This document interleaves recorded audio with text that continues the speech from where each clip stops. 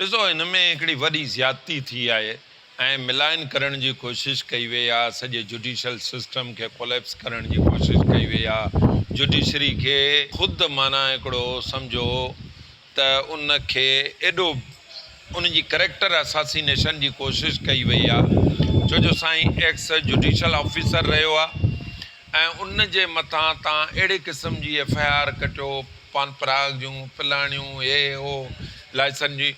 हाणे उनजी सूरत हाल छा आहे आउं तव्हांखे ॿुधायां थो।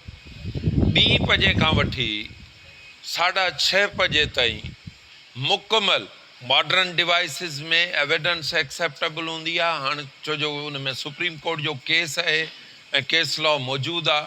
2 बजे खां वठी 6:30 बजे ताईं राजो खानाणी में उन निज़ामाणी में उनजो सॼो ट्रैकर जो रिकॉर्ड अचे थो।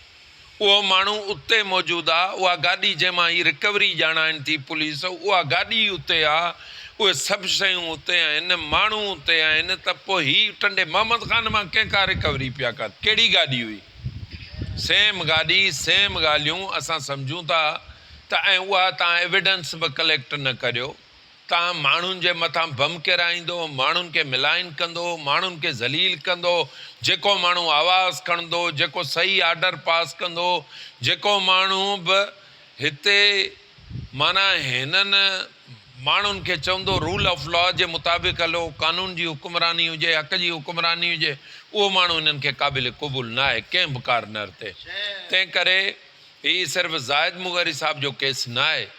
असां चऊं था त हीअ पिंडोरा बाग सां पुलिस कोशिशि कयो आहे, माना इम्प्लीकेट कयो आहे, पर असीं चऊं था त इहो हाणे मीडिया जे साम्हूं अचणु घुरिजनि, शयूं ओपन थियणु घुरिजनि। असां तव्हांखे हर सबूत ॾियण लाइ तयारु आहियूं त हीअ न उते अवेलेबल हो इन टाइम ते 3 बजे जो वाक़ियो ॼाणाईंदा, जॾहिं हिकिड़ो माण्हू 2 खां वठी 6:30 बजे ताईं मौजूदु ई ॿिए डेस्टिनेशन ते आहे ऐं उन सेम गाॾी खे तव्हां टंडो मोहम्मद ख़ान में कीअं था पकड़ियो?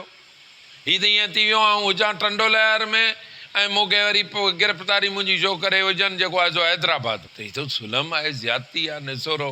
तंहिं करे असां पेटिशन्स फाइल कयूं आहिनि for the quashment of the case. असां चऊं था त इहे का एविडेंस ई कान्हे, असांजे ख़िलाफ़ु कुझु कोन्हे, सिर्फ़ु हिन में मिलाइन करण जी कोशिशि आहे जेका असां बर्दाश्त नथा करे सघूं। इंशाअल्लाह ताला we will proceed with this matter. Quashment of the FIRs ऐं असां चयो आहे त इन ते इंक्वायरी कयो ऐं इहा असांजी घुर आहे।